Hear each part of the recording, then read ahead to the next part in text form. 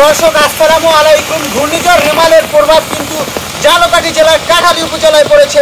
একদম শ্রীরামপুর ইউনিয়নে দর্শক দেখতেই পাচ্ছেন যে বর্তমানে যে একটি টিয়াবল যেটাতে মানুষ পানি খাবে সেই টিয়াবলটা কিন্তু ডুবে যাচ্ছে। এই যে আমার পাশে কিন্তু একটি বাড়ি রয়েছে, বাড়িতেও কিন্তু পানি ঢুকে পড়ছে।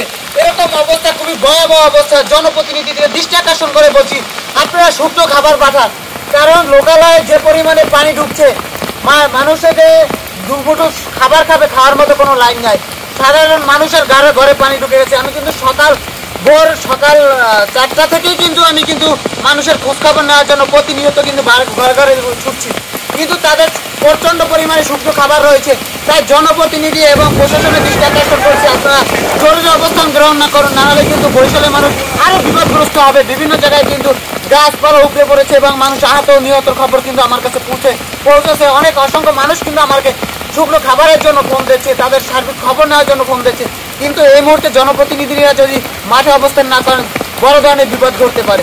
সবাই ভালো থাকবেন, নিউজ বুলেটিনের সাথে থাকবেন, লাইক